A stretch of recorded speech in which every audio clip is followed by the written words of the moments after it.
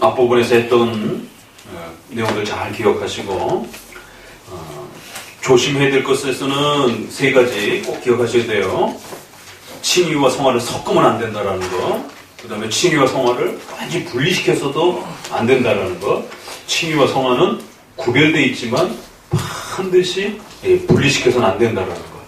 그래서 칭의가 앞서가고 성화가 뒤따라오는 이런 구조가 우리 칼빈주의의 성화의 아주 중요한 개념이라고 말씀을 드렸습니다. 그리고는 이제 실제로 들어가면 한 4-5가지 핵심 포인트들을 외우고 계셔야 돼요. 그래서 칭의 했을 때 의의 요소, 의를 받는데 그 의가 뭐냐라고 했을 때는 율법을 순종하셔서 완벽하게 하나님의 명령을 성취하신 그 의로, 그리고 또 우리의 죄를 형벌을 면제하는 사죄의 의. 그래서 의는 2가지 형태로 그렇게 구성되어 있는데 그걸 통상 우리가 순종, 만족 이렇게 표현하기도 한다는 것. 그래서 아담에게 주셨던 그 명령은 후에 십계명과 율법으로 형성이 되면서 결국 지키면 살고 거역하면 죽으리라라고 하는 이 2 체계 때문에 반드시 요구되어지는 내용이 있고 또 만들어지는 형벌의 결과가 따라붙는 어기게 되면 그래서 반드시 죄의 문제는 형벌의 결과의 문제도 해결이 돼야 되지만 또 여전히 그 율법이 요구하고 있는 하나님 앞에 의롭게 완벽하게 하나님 앞에 순종해야 된다라고 하는 아담이 최초로 받았던 그 요구처럼 동일한 율법의 그 요구가 우리에게 요구되어지고 있는 그 요구들을 그리스도께서 전부 다 성취하셔서 우리에게 그렇게 의로 주신다라고 하는 이게 의라는 거예요. 의의 요소. 그리고 그 의를 받는 내용, 믿음으로 이렇게 했을 때 믿음으로라고 하는 그래서 그 믿음으로라고 한 부분들을 중요하게 여기면서도 자칫 또 그거를 원인처럼 말하면 안 된다라는 것. 수단 하나님의 이루어주신 그리스도의 의를 받는 수단으로서 생각해야지 그걸 원인처럼 생각하면 또 그것도 또 위험해진다라는 것.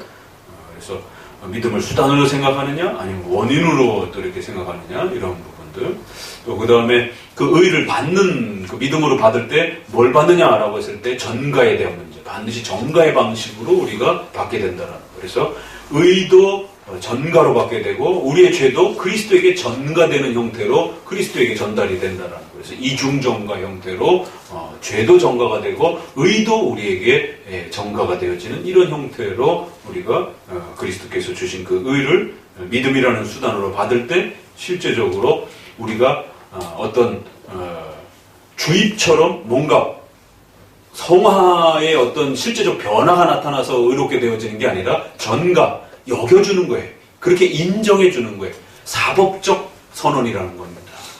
신분적 선언이라는 거예요. 뭔가 착하게 실제로 변화되어서 우리 안에 어떤 우리의 성격과 속성이 주입을 통해서 하나님의 어떤 신성한 어떤 성령의 능력이 우리 안에 주입이 돼가지고 우리가 실제로 착한 사람의 속성으로 바뀌어가지고 의로움을 받는 게 아니라 법적인 사법적 선언으로서 신분적 선언으로 그렇게 전가의 형태로 여겨주고 인정해주는 그런 사법적 선언 형태로 이 칭의가 형성이 된다.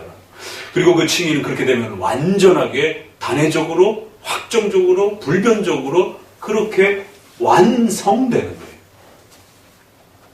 칭의가 미뤄지는 게 결코 아닙니다. 그래서 칭의를 점진적이거나 연속적이거나 이렇게 후에 완성되는 것처럼 표현하게 되면 큰일 납니다. 그렇게 되면 중세 카톨릭 신앙이 돼버려요. 그래서 칭의는 이미 다 완성된 거예요. 그리고 확정된 겁니다. 더 이상 변동이 이루어지거나 더 성장해가는 것도 아닙니다. 그래서 목사님 칭의나 새신자 칭의나 칭의는 동일한 겁니다. 누가 더 하나님의 아들이 되고 덜 되고 이런 게 아니에요. 그 의로움의 부분들은 동일하게 그렇게 다 같이 받는 거고 완성되는 것이. 그래서 뒷부분에 가서 종말에 가서는 결국 이 칭의를 인정을 받는 것이에요.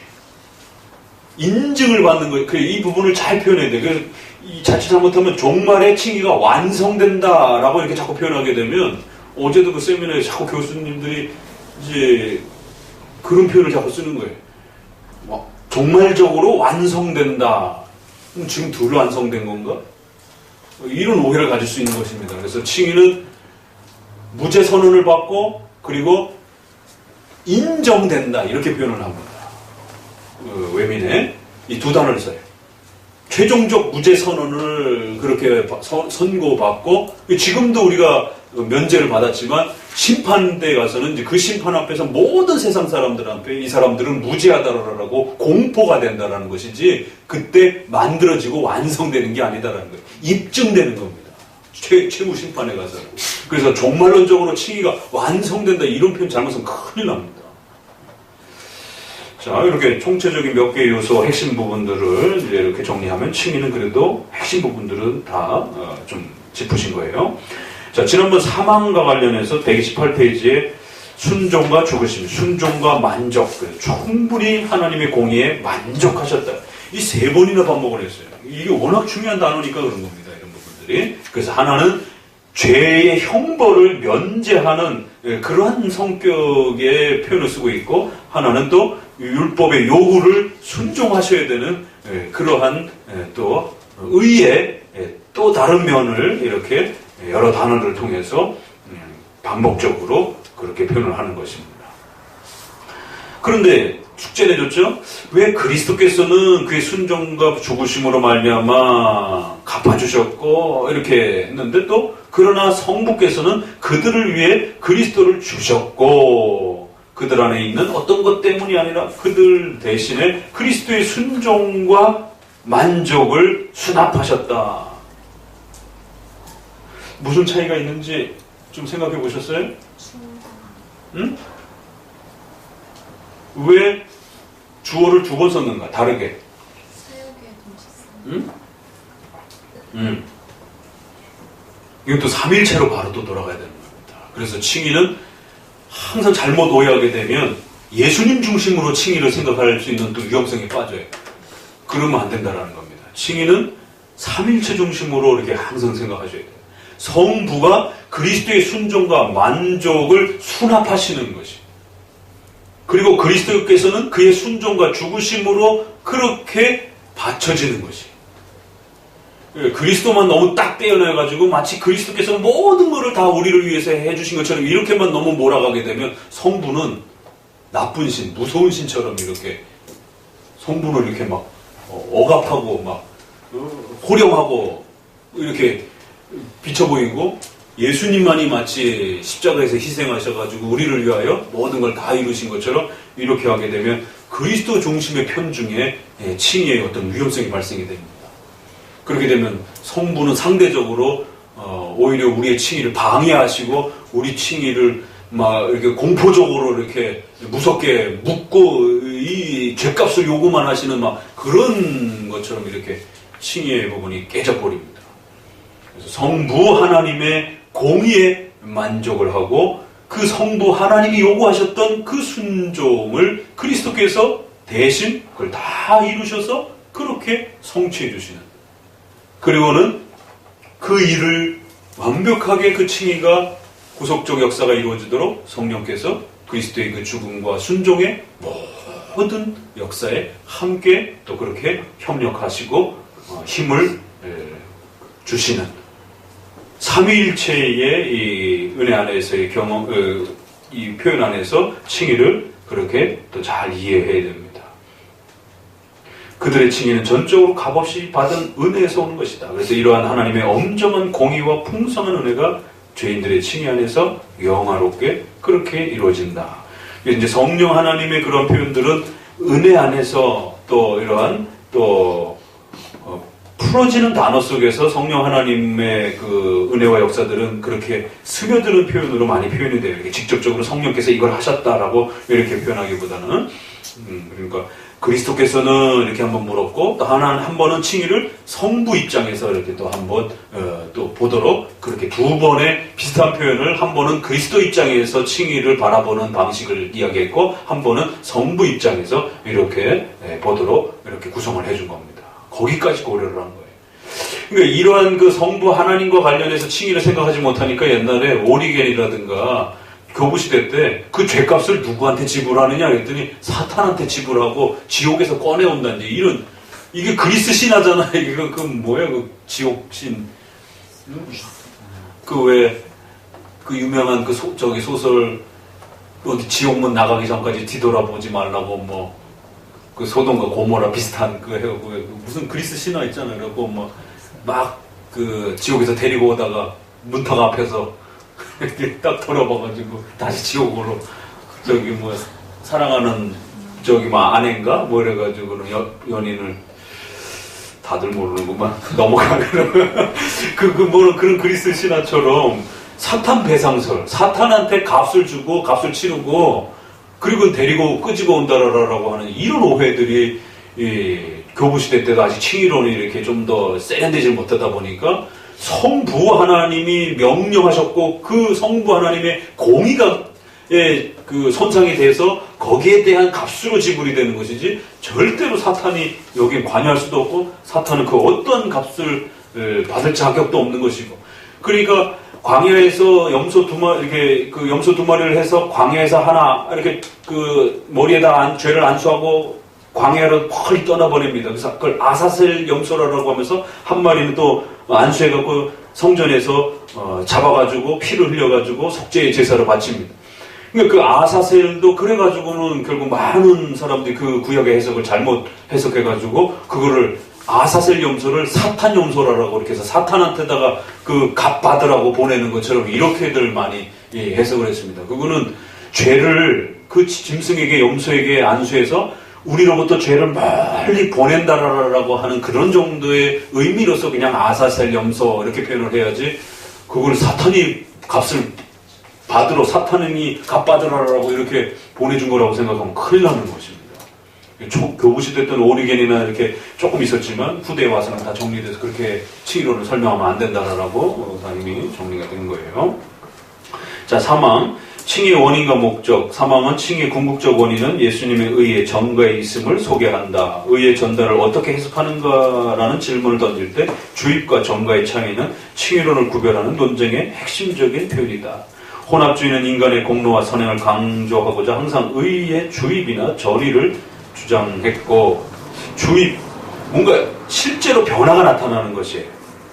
전의, 이것도 약간 표현은 다르지만 이렇게 그 전가하고는 또 다른 것이에요.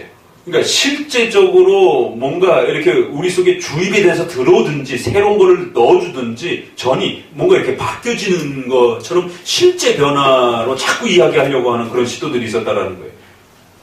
그렇게 하면 안 된다라는 겁니다. 그러니까 이제 주입은 로마 가톨릭적인 그런 개념이고, 전의, 그러니까 우리가 악했던 자가 어떤 믿음에 의해서 뭔가 선한 형태로 어떤 이런 전환 형태가 그래도 좀 변화가 나타나야 되지 않느냐, 착한 모습으로. 이게 좀 알미니언주의 쪽에서 주로 자꾸 이렇게 시도했던 그런 또 형태가 돼. 칭의에서는 절대로 그런 뭐가 우리 안에 이렇게 새로운 어떤 심령이 만들어졌다든가, 또 어떤 우리의 어떤 믿음에 의해서 어떤 성품이 조금 이렇게 전환이 되는 어떤 형태로도 칭의는 절대로 그렇게 주어지는 게 아닙니다. 오로지 전가, 여겨주는 거예요. 인정해주는 거예요. 사법적인 그런 선언일 뿐입니다. 따라서 정가교회는 개혁파 칭의론의 기초요 핵심입니다. 그 어떤 변화됨이라든가 그 어떤 실제적인 어떤 뭐가 만들어짐이 인간의 행위를 통해서 어떤 형태로도 안 된다라는 겁니다. 오직 예수 그리스도를 단지 믿음으로 사법적으로 그렇게 신분의 변화를 받는 거예요. 칭의의 근원적 원인은 전가교리는 보통 죄의 전가와 의의 전가로 구별된다. 죄의 전가는 하나님을 알지도 못하신 자로 우리를 대신하여 죄를 삼으신 이런 부분. 그래서 의의 전가는 예수님께서 성취하신 의를 우리에게 전가시켜주는 것이다. 또한 이 전가는 예수님의 수동적 순종과 능동적 순종으로 나눠서 설명한다. 수동적 순종은 십자가에서 우리 대신 죽으심으로 우리 죄를 짊어지신 은혜이며, 능동적 순종은 우리에게 요구되었던 행위 언약의 모든 율법을 완성하신 의의 성취를 말한다. 신조는 이 두 가지 순종의 형식을 그리스도의 순종과 죽으심, 그리스도의 순종과 만족, 이런 표현으로 표현하였다. 즉 순종은 능동적 순종 개념 형태로, 죽으심은 만족과 죽으심과 또 만족은 수동적 표현으로 이렇게 약간 정리하면서 이렇게 가다듬었다라는 거예요. 요거만 읽었어도 최근에 일어났던 능수동 부분을 성도들도 충분히 대답하실 수 있었던 겁니다. 이거 제가 벌써 옛날에 썼던 책이잖아요. 이 논쟁 나오기도 전에. 그러니까 그 논쟁하고 상관없이 우리는 벌써 이런 개념을 가지고 있는 겁니다. 그러니까 외민에서 설명하는 요 정도만 정확하게 알고 계세요. 그러면 페북이라든가 이런 데서 막 그냥 정신없이 떠돌아다니는 이런 부분들, 개념 없이 떠돌아다니는 거 다 정리할 수 있습니다. 웬만한 거. 새로운 것도 별로 없어요. 그러니까 이거 미리 읽으셨으면 전혀 당황스러울 문제가 아니에요. 능수동이 뭐지? 이렇게 또 새로워, 이렇게 생소해야 할 필요도 없고, 적어도 이렇게 정도 표현했다라는 거예요. 다만, 우리 신조에서는 철학적인 표현을 될 수 있으면 안 쓰려고 했기 때문에 능동, 수동 이런 것도 약간 좀 철학적인 표현이라 조직신학 안에서는 얼마든지 자유롭게 가르쳐도 신조의 신앙 고백으로 표현할 때는 그냥 통상 다 합쳐서 그냥 순종이라 이렇게 표현해도 얼마든지 됐다라는 겁니다. 결국 칭의는 그들을 대신하여 성부의 공의에 합당하고 참되고 충분한 만족을 들이셨다라는 표현에 거듭 강조되지, 속죄, 성질에서 말한 것처럼 대속적 형벌 만족의 형태로 이루어진 하나님의 구속사역입니다. 그래서 형벌만 너무 강조해도 안 되고요, 사랑만 너무 강조해도 안 되는 이 십자가의 그리스도의 죽음은 하나님의 택한 백성들을 위하여 대신 그 죄값을, 그렇게 하나님이 우리에게 요구하신 형벌의 죄값을 치러주시는 대속적 형벌에 대한 그 택한 자들을 위해서 지불하시는 그러한 공의의 지불적 성격으로서 그리스도의 죽음을 이해하셔야 된다는 거예요. 그러니까 현대에는 이게 이제 그 8장에 기독론 나올 때도 한번 했던 거가 구원론에서도 또 이렇게 연결이 되는 겁니다. 그래서 그리스도의 십자가의 죽으심은 공포적인 형벌적 개념으로만 이렇게 설명해도 안 되고, 또 그리스도께서 나를 위해서 죽으셨어, 얼마나 감사한가, 이렇게 감성적인 이러한 그 희생만 강조해도 안 된다라는 것이. 그러면 선택, 예정, 하나님께서 정한 율법의 기준, 이런 부분들이 다 파괴가 되거든요. 그래서 그리스도의 죽음의 대상을 이야기할 때는 제한속죄 이렇게 표현하는 거고, 그리스도의 죽음의 성격을 이야기할 때는 그런 공포적인 죽음도 아니고, 또 그저 사랑을 위한 연민의 그러한 그 정의에 의해서 죽은 것도 아니고, 이건 반드시 하나님의 율법을 어긴 것에 대한 대가로서 지불돼. 근데 그 대가가 제한된 대상들이기 때문에 반드시 택한 자들을 위한 대신적, 대속적 죽음의 그런 형벌이었다라고 그 죽음의 성격을 이렇게 신론과 구원론 전체 안에서 이해할 때 그리스도의 십자가를 정확하게 이해하는 것이지, 그리스도께서 그냥 우리를 위해서 죽으셨다, 그냥 이런 단순한 그냥 희생적 가치만 이렇게 강조하면 결국 그리스도의 죽음의 가치가 현격하게 줄어버립니다. 따라서 자연스럽게 칭의의 목적도 인간의 선행과 공로를 드러내는 것이 아니라 하나님의 엄정한 공의와 풍성한 은혜를 드러내는데 그 초점이 있는 겁니다. 그러니까 이 칭의도 구속사 중심으로 자꾸만 초점을 맞추게 되면 결국 인간의 구원받는 것에 포커스가 자꾸 맞춰져요. 그러니까 비록 인간의 구원의 문제를 다룰지라도 결국 그 하나님의 파괴되어진 그 깨트려진 금이간 율법의 그 하나님의 질서 체계들을 하나님이 다시 회복시켜내시고, 그리하여 하나님이 영광 받으시는, 또 그리고 그런 죄까지도 하나님의 작정 속에서 아담에게 허락하셔서 구원의 그 더 큰 역사를 완성해내시는 이런 하나님의 공의와 풍성하신 은혜가 그 죄인들의 칭의 안에서 훨씬 더 영화롭게 되어지는 이러한 그 신론 중심으로 칭의를 이해를 해야지, 그냥 인간의 구원받는 이 관점에서만 너무 지나치게 칭의를 강조하게 되면 결국 나의 칭의, 내 구원 이것만 생각하게 되고, 하나님이 그 칭의를 주시기 위해서 얼마나 엄청난 역사가 이루어졌는지에 대한 이 하나님의 위대함들을 놓쳐버리게 된다. 결과론적 차원에서 보게 되면 칭의는 어때요? 창조보다 더 훌륭한 겁니다. 그러니까 이제 그거를 결과에서 말을 해야 될지 언약에 대해서 원인에 대해서 말을 할지를 헷갈려 하는 거예요. 우리가 결과론적에서 보게 되면 칭의가 훨씬 더 훌륭한 겁니다. 창조보다. 창조는 그냥 피조물로서 영원히 사는 거였지만 그 죄의 이 문제가 하나님의 작정과 역사 속에서 일어나면서 결과론적으로는 우리는 그리스도의 피로 그리스도의 신부가 되고 몸이 되고 하나님의 아들이 되는 훨씬 높은 단계의 영생이 만들어졌잖아요. 그렇다고 죄에 대한 책임을 하나님께 돌려서는 안 됩니다. 그럼에도 불구하고 결과론적인 차원에서 보게 되면 죄인들의 이 칭의 안에서 이 죄를 하나님이 작정하시고 섭리 속에서 다루시는 방식 속에서 어마어마한 하나님의 영광스러움이 일어났다는 거예요. 이걸 어떻게 단지 한 개인의 어떤 구원받고 칭의받고 그 수준에서만 자꾸 이렇게 좁히면 그 영광스러움이 확 줄어든다는 겁니다. 그러니까 칭의도 우리가 생각하는 칭의론하고 달라요. 결국 결론에는 그 칭의를 통해서 영광 받으시는 분은 하나님이시다 이렇게 끝을 내고 있어요. 개인도 그 혜택을 받지만 더 큰 이 영광스러운 것은 결국 이 죄인들의 칭의 안에서 하나님의 위대하심이 창조와 죄로 인해서 비록 망가졌을지라도 그 칭의를 통해서 하나님께서 이루시는 그 거대한 창조와 구속의 이 역사의 위대함들이 펼쳐진다.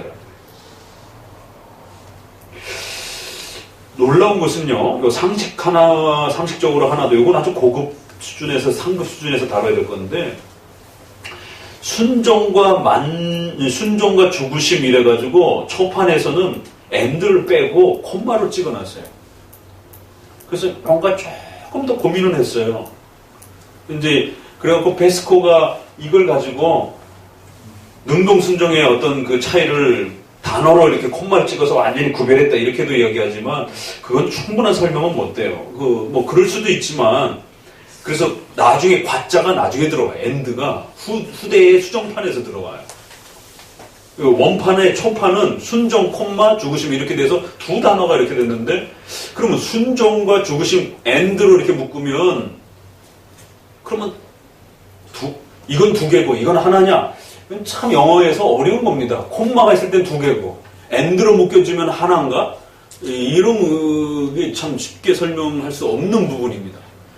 근데 그걸 너무 이렇게 신학적으로 이렇게 그 콤마 신학이라를 너무 그 콤마를 이렇게 세게 그렇게 마치 신학에 엄청난 그 부분이 담겨진 것처럼 이렇게 주장하기는 좀 무리가 있어요. 왜냐면 그 뒷구절에 그리스도의 순종과 만족은 초판에도 엔드로 나와 있어요, 그냥.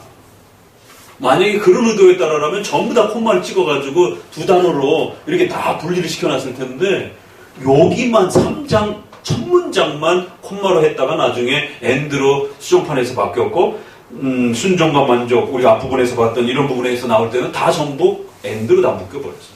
원래 초판도. 그러니까 그거 차이는 너무 그렇게 심각하게 들여다보기에는 객관성이 조금 좀 어려워요. 혹시라도 이러면 나중에 또 다른 책들 읽을 때 참고해두세요. 그거는 조금 어려운 내용인데. 자, 4항까지는 좀 읽어봅시다. 같이 읽어봅니다. 하나님께서 영원부터 선택하신 모든 사람들을 칭의하려고 작정하셨고, 그리스도께서는 때가 참에 그들의 죄 때문에 죽으시고, 그들의 칭의를 위하여 다시 살아나셨다. 그럼에도 불구하고 성령께서 적당한 때에 그리스도를 그들에게 실제로 적용시켜주기 전까지 그들은 칭의되지 않는다. 여기도 보세요. 예정과 칭의의 관계를 다시 한번 설명하는 겁니다. 칭의하기로 작정하셨고, 그래서 분명히 칭의는 작정 안에서 이루어져요. 그러나 그럼에도 불구하고 섭리, 시간 세계 속에서 이 실제로 칭의가 적용되기 전까지는 그들은 신자랄지라도 하나님의 택자랄지라도 칭의되지 않는다는 거예요. 이 차이를 잘못 이해하게 되면 극단적 하이퍼 칼비니즘으로 가갖고 실로만 작정론만 강조를 하게 되는 시간 속에서 일어나는 섭리 속에서 일어나는 구원의 이러한 하나하나의 단계와 과정들을 등한시 여기게 되는 이런 위험성이 발생이 될 수 있습니다. 자, 하나님의 작정 속에서 일어나는 구원의 작정 계획이 있어요. 섭리 속에서 일어나는 실제 시간 속에서 인간의 책임을 가지고 회개하고 믿어야 되고 성화에 노력을 해야 되는 인간의 그런 책임이 동반되는 구원의 이러한 실제적 또 내용들이 있단 말이에요. 그런데 역사 속에서 하이퍼 칼빈이즘 형태로 치우치면 작정만 너무 강조하고, 그래서 실제 칭의, 회개, 믿음 이런 부분들을 등한시하는 거예요. 뭐 어차피 뭐 선택됐으니까 알아서 전도돼서 오겠지 뭐 이런 식으로 생각하는 거예요. 그래서 성도들에게 회개하라라고 믿음을 가지라라고 강력하게 촉구하지 않는. 근데 거꾸로 또 알미니안주의처럼 신앙, 회개, 성화 이게 모든 구원의 역사를 마치 우리의 결단과 우리의 어떤 책임성을 갖고 다 만들어가는 것처럼 하나님의 작정 속에서 그 택자들을 하나님이 세우셔서 그들에게 구원의 역사를 베푸시는 또 이런 부분을 또 등한시 여기게 돼요. 이게 역사 속의 구원론을 항상 이렇게 치우칩니다. 그럴 때 외면은 다시 한번 이 구원론의 칭의라고 하는 이 소중한 이 포인트 안에서도 분명히 칭의는 하나님의 작정 안에서 그렇게 택자들을 대상으로 일어나는 것이다. 그럼에도 그 택자들조차도 칭의의 이 실제적인 구원의 열매와 내용들이 그들에게 적용되기 전까지는, 그래서 그들이 회개하고 예수님을 믿고 교회로 나와서 이런 칭의에 대한 이런 부분들이 실제적으로 그들에게 선언되기 전까지는 칭의가 이루어진 게 아니더라는 거죠. 그 유명한 카이포조차도 그래서 영원전 칭의라고 하는, 영원 중생이라고 하는 이런 극단 타락 전선택 이런 작정론을 지나치게 강조하다가 그렇게 실수하는 우리네 학자들도 있습니다. 꽤. 그리고 조심해야 돼요. 그래서 외면은 벌써 그런 부분들 논의도 있었기 때문에 작정과 섭리 속에서 일어나는 칭의의 이 절묘한 이 자리를 잘 이해해야 된다는 겁니다. 사항은 예정과 칭의의 관계를 송해한다. 본신조에서 다루는 칭의는 위에서 언급한 하나님의 절대 주권적 은혜와 예정론적 구조에 기초한 고백이다. 자, 넘어가 보시면 칭의의 사역은 성부 성자 하나님의 창세전 속죄 언약을 이루시는 하나님의 신적 작정의 성취로 소개한다. 삼일체 구원 역사는 곧 하나님 아버지의 미리 아심을 따라 성령의 거룩하게 하심으로 순종함과 예수 그리스도의 핏부림을 얻기 위하여 택하심을 입은 자들에게, 보세요. 1장 2절에 베드로전서에 이렇게 삼위 관점으로 이해돼요. 하나님의 미리 하심을 따라 하나님의 작정 안에서 예수 그리스도의 핏부림을 얻기 위하여 택함받은, 예수 그리스도로 칭의되기 위하여 택함받은 그들을 자들에게 성령의 거룩하게 하심으로써 순종함과 결국 그 역사들이, 구원의 역사들이 일어난다. 이렇게 아주 삼일체 관점에서 아주 기가 막히게 성경이 이렇게 설명한단 말이에요. 그래서 신조도 요거를 주어를 그렇게 잘 구별해서 또 잡아보기도 했다는 거예요. 하나님께서는 이렇게, 그리스도께서는 이렇게, 또 성령께서 때를 따라 실제로 그리스도를 그들에게 적용시키실 때에 비로소 가능하다. 이 부분이 그렇잖아요. 그죠? 그래서 성령께서 사항도 그렇고 사망도 그렇고 삼일체 형태로 이 칭의론을 이렇게 설명을 하는 거예요. 그럼 여러분이 외면의 문장과 구조가 달리 보이는 겁니다. 이건 아주 정확하게 의도하고 이렇게 표현하고 있구나. 그래서 구체적으로 삼일체 하나님의 각 위격들의 사역들이 분리할 수 없이 동등하게 칭의 사역과 어떻게 연결되어 있는지를 드러내 주었다. 삼일체 핵심은 뭐예요? 외부를 향한 구원의 역사와 창조 전체 역사에 있어서 삼위 하나님이 각 위격에 따라 역사하시고 함께 하시는 것이지 절대로 분리되는 게 아니에요. 그래서 구약은 성부, 신약은 십자가에 돌아가실 때는 예수님 혼자만 있었고 이런 식으로 사고하면 큰일 납니다. 삼일체 다 깨져버려요. 삼일체는 구약에도 신약에도 오늘날에도 항상 각 위격에 고유한 그 각각의 사역들을 함께 하시는 것이에요. 그래서 칭의에서도 이렇게 각각의 위격의 사역이 있으시면서 또 함께 그 칭의를 이루시기 위해서 일하신다. 이렇게 표현하는 겁니다. 성부 하나님은 칭의 사역을 위해서 작정하시는 분으로, 그리스도께서는 칭의를 위해 죽으시고 부활하시는 분으로, 성령께서는 칭의를 실제로 적용하시는 이런 분으로 이렇게 표현이 됩니다. 다음으로는 칭의 사역의 신적 작정을 기초로 해서 예정론 안에서 고백되는 구조를 보게 됩니다.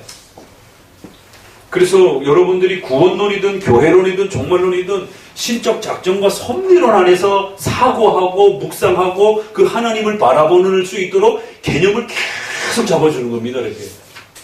이게 쉽게 형성이 되는 게 아니에요. 자꾸 하나님의 신적 작정과 섭리 안에서 하나님을 바라봐야 되는데 자꾸 현실 세계 속에서 시간적 상황만 여러분들이 자꾸 보게 됩니다. 이게 본능적으로. 그래서 하나님이 지금 내 삶을 어떻게 인도해가고 계시는지를 섭리사적으로 이렇게 보지를 못하고 적용하지를 못하는 거예요. 그러니까 자꾸 두려움이 찾아오게 되고 자꾸 편법, 다른 방법으로 자꾸 이렇게 그 삶의 어려움들을 해결하려고 이렇게 애를 쓰게 되는 거예요. 우리 재경이나 유정의 결혼과 관련해서도 5계명 안에 부모의 자리에 대한 하나님의 섭리적 질서가 있기 때문에 그 부분을 반드시 지켜내면서 결혼의 이 어려움들을 돌파해가는 거예요.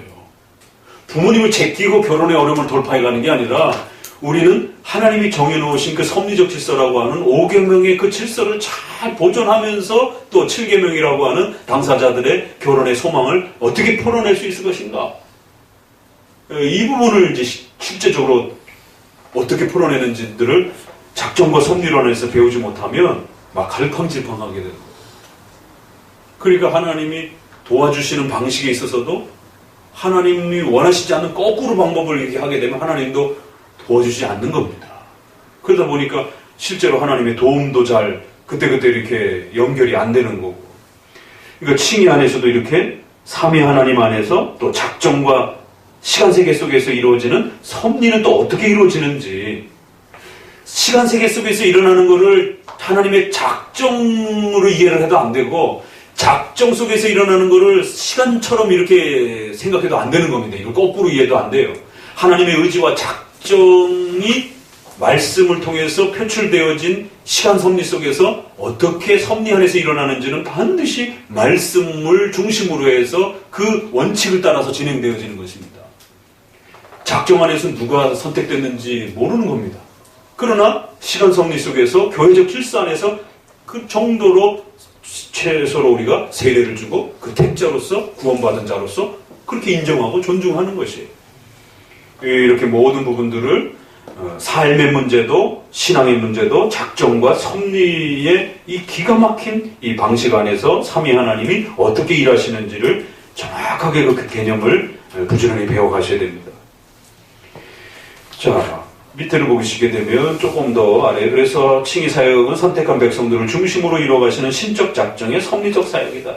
목사님 책 읽다 보면 아주 귀가 따가울 정도로 뭐 맨날 툭탁하면 그냥 다 갖다 붙인 것처럼 느껴질 수도 있지만 그런 게 아니에요. 그렇게 중요하니까 자꾸 반복해서 쓰는 겁니다. 신적 작정의 섭리적 사역이라는 거예요. 하나님의 신적 계획에, 하나님의 신적 의지에 그 하나님의 뜻을 섭리적으로 그렇게 풀어내는 거예요. 섭리 속에서 풀어낼 때는 하나님이 인간의 의지를 사용하는 겁니다. 그래서 인간의 책임을 갖고 회개해야 되고 믿어야 되고 그렇게 교회로 신앙생활하게 나와야 되는 거예요. 그런 것처럼 결혼하기 위해서는 반드시 하나님의 신적 작정 의지 속에 누구랑 결혼할지 하나님이 다 계획해 놓으셨어요. 근데 본인들이 모르니까 문제지. 그건 섭리 속에서 여러분들이 책임감을 가지고 부지런히 찾아다녀 봐야 되는 겁니다. 이 사람도 한번 찔러보고 저 사람도 찔러보고 맞나 안 맞나 이렇게 대화를 해보는데 대화가 안 되고 막 이러면 이게 나랑 안 맞는 사람이구나 죄송합니다 하고 또 다른 사람 찾아가고. 그러니까 섭리 안에서는 분명히 인간이 책임감을 가지고 열심히 하나님 앞에서 책임감 있는 행동으로 그렇게 살아가야 되는 거예요. 왜? 하나님이 그 인간의 의지를 섭리 속에서 사용하시기 때문에 그래요. 자, 그 밑에 그죠. 그래서 이들의 이 섭리적 사역, 하지만 신적 작정에서 예정된 백성들이 하나님의 계획과 뜻 속에 있을지라도 이들의 칭의는 반드시 적당한 때라는 고백처럼 시간 역사 속에서 성령의 실제적 적용의 과정을 통해서 이루어지고 이런 과정을 통해서 신자들은 실제로 의롭게 되는 은혜를 누립니다. 자칫 예정과 칭의를 혼동해서 예정된 백성들은 선택받았기 때문에 칭의와 같은 구원의 질서조차 필요 없는 것으로 말해서는 안 됩니다. 이들은 주로 회개나 신앙이 필요 없는 것처럼 주장하는 율법주의나 타락전 선택을 극단적으로 주장하여 영원 중생과 영원 칭의를 주장하는 하이퍼 칼빈이즘을 통해서 나타났기 때문에 상당히 더욱 중요하게 여겨야 됩니다. 그러니까 한쪽은 한 번은 칭의를 마치 인간이 다 이루어가는 것처럼 이렇게 알미니안주도 조심해야 되지만 또 마치 칭의가 그렇게 별로 중요하지 않은 것처럼 하나님의 작정과 예정만 더 중요한 것처럼 이렇게 또 극단적으로 주장하는 극단적 신론주의자들도 더욱더 조심하라라고 사항은 오히려 하이퍼 칼빈이즘에 대한 경고예요. 앞부분에서는 믿음으로 칭의가 수단이냐 원인이냐 이 문제를 가지고 절대로 인간 손에 달린 게 아니다라고 하면서 알미니안주의적 그런 부분들에 대해서 잡아줬다라면 여기서는 하이퍼 칼빈이즘을 한 번 더 잡아주고 그 다음에 5, 6항에 가서는 이제 우리 안에서 또 혼동되어질 수 있는 신약과 구약의 칭의의 일치성에 대한 부분들을 마지막 한 번 더 이렇게 다루게 됩니다. 여기까지 4항까지 봅시다.